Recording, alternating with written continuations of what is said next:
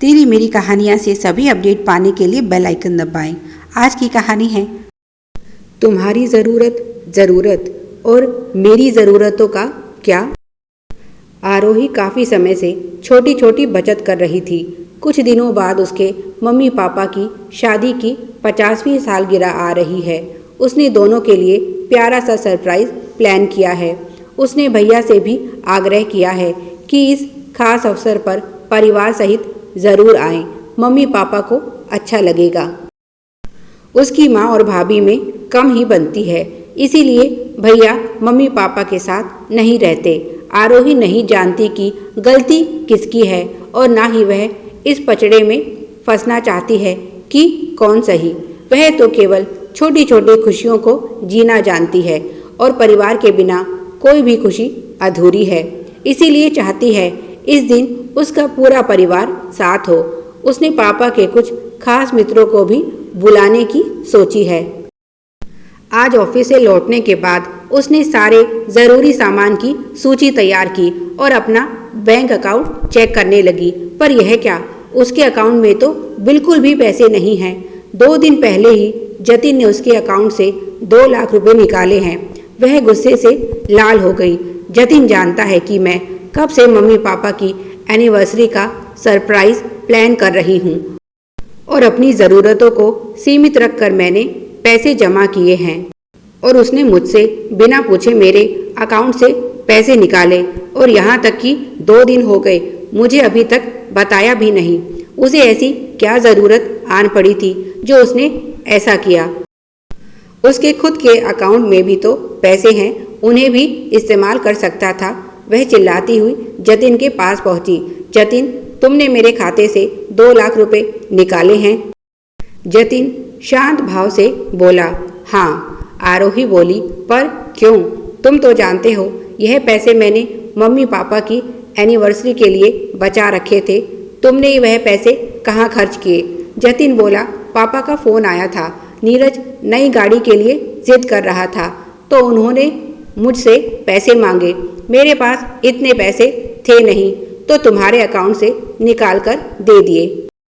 क्या तुमने मेरी मेहनत की कमाई को यूं ही फिजूल खर्ची में उड़ा दिया? नीरज को अभी गाड़ी लेने की क्या ज़रूरत थी? साल भर पहले ही तो तुमने उसे अपनी पुरानी गाड़ी दी थी और अब फिर उसे नई गाड़ी चाहिए। और अगर नई गाड़ी का इतना ही शौक है तो खुद कमाए। इस तरह से मुझसे बिना पूछे तुमने मेरे पैसे उसे क्यों दिए? जतिन बोला, यार आरोही, बात का बतंगड़ मत बनाओ। जानता था तुम ऐसे ही रिएक्ट करोगी, इसीलिए तुम्हें नहीं बताया। पापा ने पैसे मांगे हैं तो उन्हें मना भी नहीं कर सकता। अच्छा, तो पापा को मना नहीं कर सकते पर मेरा दिल दुखा सकते हो। तुमने पापा को समझाया क्यों नहीं? उन्हीं के लाड़ प्यार ने नीरज को इतना बिगाड़ दिया है। नहीं तो हमें तो किसी ने कॉलेज के समय नई गाड़ियाँ खरीद कर नहीं दी थी। जतिन बोला, हमारी तुम्हारी बात अलग है। तुम जानती हो ना नीरज के कॉलेज का स्टैंडर्ड कितना हाई है। अब कॉलेज महंगा है तो शौक भी महंगे होंगे। फिर यही तो उम्र है मौज मस्ती की। अब शौक पूरे नहीं करेगा तो फिर कब करेगा? अच्छा, तो अब तुम्हारे भाई के शौक भी मेरी कमाई से पूरे होंगे। जतिन, तुम हमेशा मेरे साथ यही करते हो। जब भी मुझे ज़रूरत होती है तुम्हारी जेब से 1 पैसा नहीं निकलता, तब तो तुम कह देते हो मेरे बराबर कमाती हो। अपनी ज़रूरतें खुद से पूरी किया करो और जब मैं अपनी ज़रूरतों के लिए पैसे बचाती हूँ तो तुम उन्हें निकाल कर अपने घर वालों को दे देते हो। इससे पहले भी तुमने मेरे अकाउंट से 3 लाख निकाल कर अपनी माँ को दिए थे। जतिन बोला, हाँ दिए थे। उस समय उन्हें ज़रूरत थी पैसों की। और यह ज़रूरत क्या थी? उन्हें अपने भाई की लड़की की शादी में दिखावा करने के लिए पैसे चाहिए थे। अगर इन पैसों का इस्तेमाल वह भाई की सहायता के लिए करती तब भी मुझे तसल्ली होती, पर उन्होंने तो मेरी मेहनत की कमाई को शोशाबाजी में उड़ा दिया। महंगी साड़ियाँ और गहने ना सिर्फ अपने लिए लाई बल्कि अपनी 5 बहनों को भी खूब शॉपिंग करवाई और मैं, जिसके वह पैसे थे, अपने लिए एक नई साड़ी तक नहीं खरीद सकी। जतिन बंद करो तुम्हारी यह बकवास। तुम्हारे पैसे लेकर मैं कहीं भाग नहीं रहा, जब होंगे तब लौटा दूंगा। और वैसे भी अब यह परिवार तुम्हारा भी है, तुम्हारी भी बराबर जिम्मेदारी बनती है मेरे माता पिता और भाई के प्रति। और उनकी मेरे लिए कोई जिम्मेदारी नहीं। आज तक तुम्हारी माँ ने सिवाय लेने के कुछ बदले में मुझे दिया भी है। करवा चौथ पर भी सस्ती सी साड़ी देकर अपने कर्तव्य की इतिश्री कर देती है। और तुम शादी को 3 साल हो गए, आज तक कभी मेरे लिए 1 रुपए की भी चीज़ लाए हो? पर जब भी तुम्हें ज़रूरत पड़ती है मेरे अकाउंट पर हाथ साफ करने से पास नहीं आते। जतिन बोला, ज़्यादा बदतमीजी करने की ज़रूरत नहीं है, नहीं तो मुझे तमीज़ सिखानी अच्छे से आती है। कह दिया ना, लौटा दूंगा तेरे पैसे। आरोही हैरान रह गई और बोली, यह तुम किस तरह से बात कर रहे हो? क्या भूल गए मैं तुम्हारी पत्नी हूँ? जतिन बोला, लगता है तू भूल गई है कि मैं तेरा पति हूँ। अब यहाँ से चलती बनो, अगर मेरा दिमाग खराब हो गया ना तो सूद समेत अभी सारे पैसे लौटा दूंगा। और उसने एक भद्दी सी गाली आरोही को दी। आंखों में आंसू लिए आरोही कमरे में लौट आई। उसने खाना भी नहीं खाया। हर बार जतिन उसके साथ यही करता है। अपनी और अपने परिवार की ज़रूरतों पर खर्च करते समय वह एक बार भी नहीं सोचता, पर जहाँ आरोही की बात आती है उसके पास पैसे नहीं रहते। उसने कब से जतिन को यह बात बताई हुई थी कि मम्मी पापा की 50वीं सालगिरह वह अच्छे से मनाना चाहती है और कुछ सहायता भी मांगी थी जतिन से। पर तब जतिन ने साफ साफ बोल दिया था कि मुझसे कोई आशा करने की ज़रूरत नहीं है। यहाँ अपने ही खर्चे पूरे नहीं होते, तुम्हें पैसे कहाँ से ला कर दूँ? अगर तुम्हें अपने मम्मी पापा के लिए कुछ करना है तो शौक से करो, अभी तो बहुत समय है तुम्हारे पास। थोड़ी थोड़ी बचत भी करोगी तो भी तुम्हारे पास अच्छे पैसे जमा हो जाएंगे। जो चाहो उन्हें गिफ्ट दे देना। और अब उसकी बचत, जतिन उसके साथ ऐसा कैसे कर सकता है? देर रात जतिन कमरे में आया और पति होने का हक जताने लगा। आरोही ने उसे दूर छिटक दिया तो वह गुस्से में बोला, कहीं ऐसा ना हो मुझे अपनी ज़रूरतें पूरी करने के लिए बाहर जाना पड़े। सोच ले, इसमें नुकसान तेरा ही है। उसकी यह बात सुनकर तो आरोही की सारी हिम्मत जवाब दे गई। उसने जतिन के बारे में कितनी गलत धारणा बना रखी थी। वह केवल एक मतलबी इंसान है जिसे सिर्फ अपनी ज़रूरतों, अपने फ़ायदे से मतलब है। दूसरे की ज़रूरत और भावनाएं उसके लिए कोई मायने नहीं रखती। गलती उसी की है जो वह उसे ठीक से पहचान नहीं पाई। पर अब वह उसका असली चरित्र समझ चुकी है। अब उसे समझ आ गया है कि क्यों जतिन ने उसके जैसी साधारण शक्ल सूरत वाली लड़की से शादी की, जबकि वह किसी हीरो से कम नहीं। उसे तो कोई भी लड़की मिल जाती। इन लोगों ने मुझे अपने शौक पूरे करने का जरिया समझ लिया है। बस बहुत हो गया, अब मैं इन्हें इन्हीं की भाषा में समझाऊंगी। उसने आंसू पोंछे। सुबह जतिन का सुर बिल्कुल बदला हुआ था। वह आरोही से रात की अपनी हरकत के लिए माफ़ी मांग रहा था। आरोही भी मुस्कुराते हुए बोली, जतिन तुम्हें माफ़ी मांगने की ज़रूरत नहीं। रात को मैंने कुछ ज़्यादा ही ओवर रिएक्ट कर दिया था। रात गई बात गई, छोड़ो इन सब बातों को। मुझे दिखाओ तो सही, नीरज ने कौन सी गाड़ी ली है?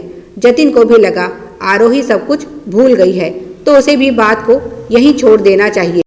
और वह उसे गाड़ी की तस्वीरें दिखाने लगा। 15 दिन बाद छोटी सी पर खूबसूरत पार्टी में आरोही के मम्मी पापा ने अपनी 50वीं सालगिरह मनाई। पार्टी में आरोही के सास ससुर, भैया भाभी और कुछ पापा के करीबी मित्र थे। उसकी सास माँ के लिए वही सस्ती सी साड़ी और पापा के लिए पैंट शर्ट का कपड़ा लाई थी। वह आरोही से बोली, बहू तुम अपने माता पिता को क्या उपहार दे रही हो? हमें भी तो दिखाओ। और हाँ, भूलना नहीं, अगले साल हमारी भी शादी को 50 वर्ष पूरे हो रहे हैं। तुम अपने माता पिता को जो उपहार दोगी, हमारा उपहार उससे तो ऊपर ही होना चाहिए। तभी हमें यकीन होगा कि हमारी बहू हमें प्यार करती है। आरोही मुस्कुराई और कुछ ना बोली। उसने पार्टी में सबको संबोधित करते हुए बताया कि जल्दी ही उसके माता पिता नाना नानी बनने वाले हैं। यही उसका उनके लिए उपहार है। शादी के 10 वर्ष बाद भी उसकी भाभी माँ नहीं बन सकी थी। इसीलिए आरोही की यह खुशखबरी उसके माता पिता के लिए बेशकीमती थी। माँ ने आगे बढ़कर बेटी का माथा चूम लिया। सास ससुर और जतिन ने भी राहत की सांस ली कि चलो अच्छा है, माता पिता पर बहू ने बेवजह का खर्चा नहीं किया और उनके पैसे बच गए। पार्टी अच्छी रही और लौटते समय सास ससुर उसके घर आए। आरोही ने अपनी मेडिकल रिपोर्ट उन्हें दिखाते हुए बताया कि उसकी प्रेगनेंसी में काफ़ी कॉम्प्लिकेशन है, इसीलिए डॉक्टर ने उसे आराम करने की सख्त हिदायत दी है। इसीलिए वह यह नौकरी छोड़ रही है। उसने अपना रेजिग्नेशन लेटर दिखाया, जिसे देखकर उन तीनों का चेहरा उतर गया। फिर बोली, जतिन एक खुशखबरी है, याद है तुम्हें? मैंने पिछले महीने एक फ्लैट के लिए फॉर्म भरे थे। हमारा फ्लैट निकल आया है। अब हमें इस किराए के मकान में रहने की ज़रूरत नहीं। 10% की अग्रिम राशि के साथ जल्दी ही पोजीशन मिल जाएगा और बाकी का पैसा धीरे धीरे किश्तों में चुकाते रहेंगे। 5 लाख तो मैं भर चुकी हूँ, बाकी के 5 लाख मम्मी पापा हमें दे देंगे। उसने मुस्कुराते हुए सास ससुर की तरफ देखा तो दोनों बगले झांकने लगे और बोले, पर बहू हमारे पास इतना पैसा कहाँ से आएगा? वह बोली, पापा आप अपनी पीएफ से कुछ फंड निकलवा सकते हैं और अगर यह भी नहीं हो सकता तो मैं और माँ अपने गहनों पर लोन ले लेंगे। हम दोनों का मिलाकर काफ़ी सोना हो गया है। क्यों जतिन, तुम क्या कहते हो? अब जतिन क्या कहे, क्योंकि फ्लैट की इच्छा उसी की थी और वह इस फ्लैट को किसी भी हालत में हाथ से जाने नहीं देना चाहता था। उसने चिंतित स्वर में कहा, हाँ पापा, ज़रूरत के समय हमेशा मैंने आपकी सहायता की है। इस बार आपको मेरी मदद करनी पड़ेगी। तो उसके पिता बोले, मेरे पास कोई पैसे नहीं हैं। अभी तो नीरज की गाड़ी निकलवाई थी, उसके लिए मैं पहले ही पीएफ से पैसे निकाल चुका हूँ। अभी हाथ तंग है, मैं तुम्हारी कोई सहायता नहीं कर सकूँगा। तुम अपनी माँ से सहायता मांगो। सुनते ही माँ बिफर पड़ी। माँ कौन सा कमाती है? जो कमाता है, जब उसके पास ही पैसे नहीं तो मैं कहाँ से लाऊं? कान खोलकर सुन लो, मैं अपने गहने नहीं देने वाली। आरोही चाहे तो अपने गहने दे सकती है। जतिन हैरान रह गया कि जिन माता पिता के लिए उसने इतना सब किया, आज उसे ज़रूरत पड़ी तो उन्होंने हाथ खड़े कर दिए। पापा नीरज की गाड़ी के लिए पैसे दे सकते हैं पर उसके फ्लैट के लिए नहीं, और वह भी कौन सा उनके पैसे रख लेगा, जब होंगे तब लौटा देगा। पर माता पिता ने साफ साफ मना कर दिया कि वे उनकी कोई सहायता नहीं कर सकते। आरोही के पास तो कुछ बचा ही नहीं था जो वह उससे आशा करता। दिसंबर की ठंड में भी उसे अपनों की असलियत देखकर और आने वाले मुश्किल समय की कल्पना करके माथे पर पसीना आ गया। फिर कुछ सोचते हुए बोला, यह फ्लैट तो मैं हाथ से नहीं जाने दूंगा, चाहे इसके लिए मुझे दोगुनी मेहनत क्यों ना करनी पड़े। ठीक है, आप दोनों के पास पैसे नहीं हैं पर मकान तो है, उस मकान पर मैं लोन ले लूँगा। माँ बोली, अच्छा, अपना घर बनाने के लिए तुम हमारा घर गिरवी रख दोगे? यह मत भूलो, वह घर तुम्हारा अकेले का नहीं है, नीरज का भी उस पर अधिकार है। अगर वह इस बात के लिए राजी नहीं हुआ तो? जतिन बोला, आज तक जब भी नीरज को ज़रूरत पड़ी मैंने उसे कभी मना नहीं किया, तो वह मुझे मना नहीं करेगा। इतना विश्वास तो है मुझे भाई पर। उसने उसी समय भाई को फ़ोन किया पर नीरज ने फ़ोन नहीं उठाया। सुबह मम्मी पापा ने नीरज से बात की और जतिन से बोले, नीरज इस बात के लिए तैयार नहीं, अपना कोई और रास्ता ढूंढो। जतिन बोला, मैं एक बार उससे बात करता हूँ। माँ बोली, तुम्हें बात करने की कोई ज़रूरत नहीं है, मकान मेरे नाम है और मैं ऐसा नहीं चाहती। अब इस विषय में हमसे कोई बात मत करना। और दोनों चलने के लिए उठ खड़े हुए। आरोही ने आगे बढ़कर उनके पैर छुए तो सास मीठे स्वर में बोली, बहू अपने माता पिता या भाई से सहायता मांग कर देखना, मुझे यकीन है वह तुम्हारी मदद ज़रूर करेंगे। अच्छा, अब चलते हैं। वे तो चले गए पर जतिन पत्नी से नज़रें नहीं मिला पा रहा था। चाह कर भी वह आरोही के परिवार वालों से सहायता नहीं मांग सकता था, क्योंकि उसने कभी उनके लिए कुछ किया ही नहीं था। जिनके लिए किया उन्होंने ही सहायता नहीं की तो फिर उनसे क्या आशा रखना। वह हताश हो गया कि अब तो यह फ्लैट उसे छोड़ना ही होगा, पर जिंदगी का बहुत बड़ा सबक उसे इस घटना से मिल गया। आरोही बोली, चिंता क्यों करते हो, मैंने सारी बात कर ली है। हमें फ्लैट पर 70% तक लोन मिल जाएगा और बाकी पैसे हम अपनी ज़रूरतों को सीमित करके जमा कर सकते हैं। पर कहीं फिर से तुम मेरी बचत, जतिन बोला, और शर्मिंदा मत करो आरोही, मैं अपना सबक सीख चुका हूँ। Please like, share and subscribe. Thanks for watching.